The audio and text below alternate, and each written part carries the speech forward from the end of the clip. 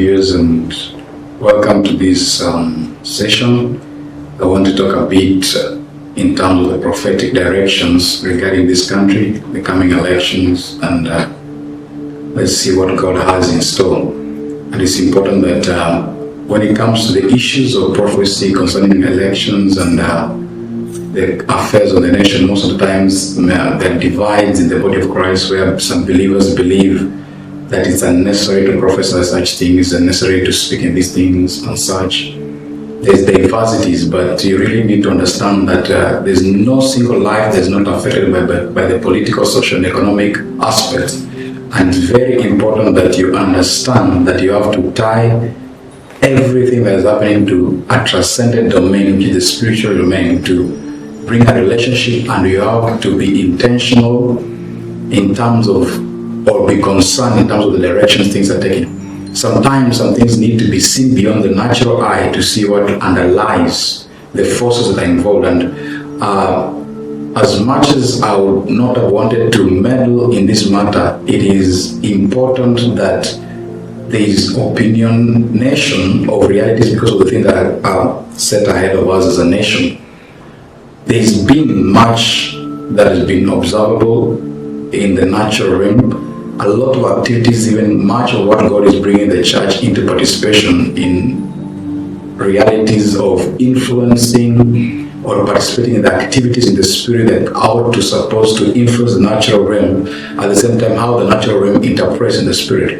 It's important that you're not callous in your observation of these things and be very intentional pursuing prophetic steps and utterances because they are spiritual.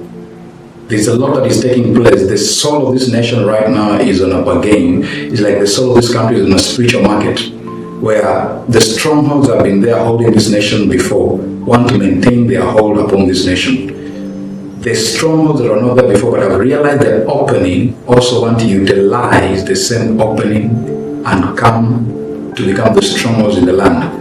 God also at the same time wants to utilize the same window through his people.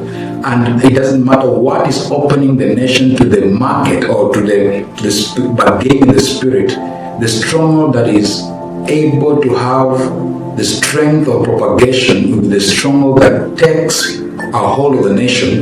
And when that period of that spiritual open window goes, that stronghold maintains its all until there's another destabilization in terms of the consciousness of the people. Sometimes in some arguments in the body of Christ, people say that God is not democratic. It's not necessarily true. Theocracy does not necessarily mean God is not democratic or does not love the democratic process, because as humans you have great potency in terms of the freedom that God has given you. The only thing in terms of when you say God is not democratic, you're trying to look at the perfection in his domain, of which his decision in the higher domain is not condescending upon the other entities involved, but the democracy of God or the theocracy of God means there's alignment of totality of agreement and unison of mind and purpose in his domain. The same thing is the same culture that is trying to develop within us in the tangle and up and back and forth even between the saints in terms of the realizations of direction that are divinely instructed. And most of the times is, as much as people are differently opinionated, eventually in the place of maturity, they'll come to a place where we come to a place of unity of faith, comprehension, perception in realities, to have the eyes to discern things beyond the matters that are of the basic kind of argument. It's important to know what is the most important thing. For you as a person, especially as a believer, you ought to pray for the nation.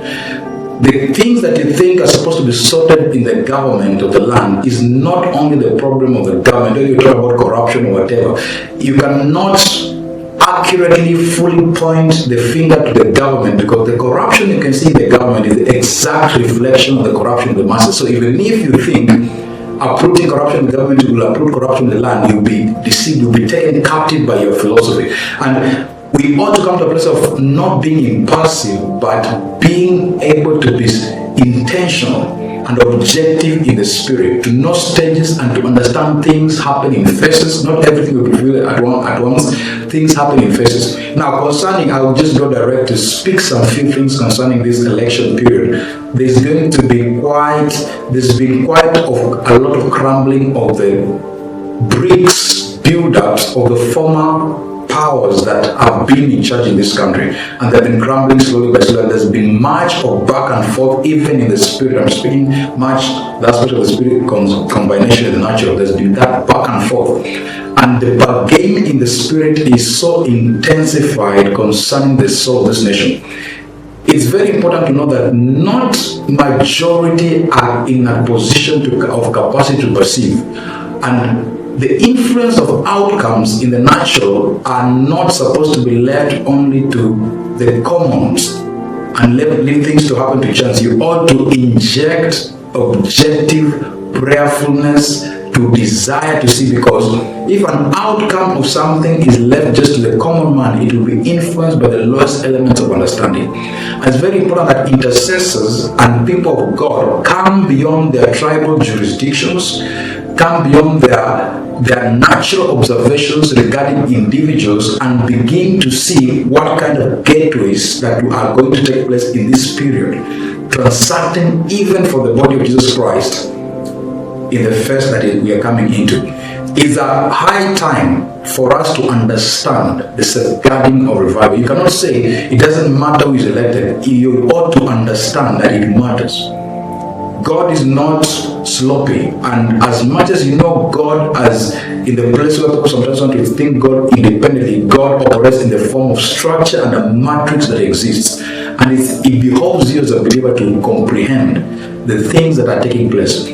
Now, this is one of the elections that you're going to see a terminology that used to be had in the former elections that have not been had in this period of landslide winnings. There's going to be a landslide kind of winning, but there's going to be tension also. There's going to a bit of tension in this nation because of the hearts and the things that are taking place in that space. That tension is not necessarily just social, political, social tension. It is also an interpretive tension of the transactions that are taking place in the spirit that is replicated or manifested through the souls of the individuals of this nation. And this will be a landslide kind of a win. Much, I don't know if I should tell you, but you pick up from the things I'm going to utter. There's one that's going to win the election, of course. And sometimes, if you put your faith so much in the opinion polls you've seen in the media, you're going to be disappointed. And much of the body of Christ is in the both sides. And I want to put this to you, that you need to understand that as a human being, you have also to vote. It doesn't matter, according to your conscience, whichever side that you belong to, you have to step out and vote according to your conscience. As much as we give direction, you're not necessarily impossible. You can reject what is said because you are a human being that's been mandated with full authority of your free will and conscience in terms of your arguments. But you see, also when you're prophesying about elections, there's the two dimensions of prophesying. There's the prophesying, which is predictive. The predictive domain does not necessarily influence anything. The predictive domain is just telling you in advance that which is already on course that's going to manifest. It is not necessarily, even if it was not prophesied, it means it will come to be that way. So the prophecy just comes to prepare your consciousness in advance so that when the outcome comes, at least it has balanced much of your premonitions or the feelings that you inject into that moment. Then there's the objective domain, that is the causative domain. It's like foretelling, and then there's the foretelling, bringing forth from the word of prophecy, trying to create an outcome. Now, whichever way you want to put in this aspect, there's going to be one of the protagonists is going to win excellently, so excellently, and much. I'll tackle also much of the things that have been happening because of the meditations of the hearts of men in the ranks of power. And there's one thing that I saw, that especially for the leadership that is departing from the throne, it's very important that you are not impulsive or in the place of anger reacting, because there's another spirit also that's trying to manipulate emotions or manipulate the thoughts of the meditations. But sometimes when people are planning things, they do not necessarily see the underlying forces or whatever will become an outcome. And if that is pushed so much, I've seen a situation where, and this is a bit sensitive, but I've seen a situation where a nation comes in a place and a leader that has been is running. I've seen a leader running a situation, and this more likely is going to be averted because of prayer and such, and it's not a good thing for this man. But seeing a situation where a leader of this nation running for refuge in another country, a man that is wealthy being reduced almost to a pauper, running for his life, and it's very important that there be no those kinds of triggers. There's been a spirit that's been moving over nations, and has been causing a lot of destabilization in nations. And sometimes people cannot perceive when they seed into that spirit, and they cannot see. They have not seen the fullness of what an outcome will be. So, in the place of leadership, it's important that people are settled and they become a bit level-headed and a bit compromising, so as not to be so much baptized in whatever they desire. This same thing that is taking place is the same spirit that took place. Much of people talk, when they speak about the handshake that took place in this country, people talk about the peace of the nation. But the main fundamental foundation that was the catalyst for the handshake that people saw and they branded for national cohesion, the main catalyst was because the family business of one of the protagonists was endangered by the protests that were taking place. So it was targeting a family business. So when it comes to the table, one weighs between his presidency and the family business, and the person in view or in that domain, I'm speaking in some parables and just umbrella kind of concept. The person in view felt that the family business is more important to them than the run of office, because the run of office is for 10 years, the rest is for their lifetimes and for their generation. And that was because one of the basis catalysts that activated the handshake. And behind that also you realize it's the same kind of spirit that if you cannot perceive in totality, a lot of things are embedded in it. Now, it's important that you understand that your nation is very important. Politicians don't answer much of the things that you expect them to answer. It's very important that take this democratic process as just any other activity where you're in different opinion of another person, and then an outcome of another person becomes, you also have to respect that outcome also. So when we're coming into this kind of elections, I pray that this nation may experience peace, and this nation may have a successful transition, and the rage in the souls of men, especially in the top cream of leadership, may begin to be abated, that there be cohesion, and let us build our country, and the Lord's Spirit will be upon us. You want to know this, that it's not necessarily that God, the natural human emotions are not the realm of God. God is not in hatred of any personality. Every kind of person has time and chance to express their ideologies and their views and to desire to bring whatever they want to bring. There may be things that may be of concern from the spirit realm in terms of the standpoint foundation where somebody is.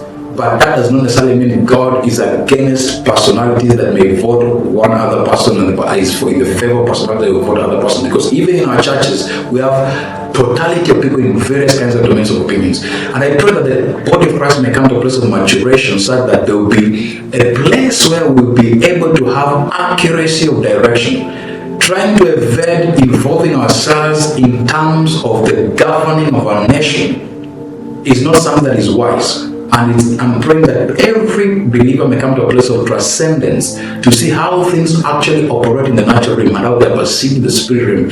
And you understand, the natural realm has much influence that determines how the spiritual realm will operate in this land. And I pray that this nation will experience revival, peace, joy, and prosperity, even if there's a much of a pulling of the soul of this nation. Let not soil your lives because of a politician. They are seeking for a job that is, the period is measured. When they finish, they go, others will come, but the nation is here to stay, your children are here to stay, and you have a generation to come to a place of maturation and fulfillment of the purpose for which God has created you. So shalom, and let this nation be blessed.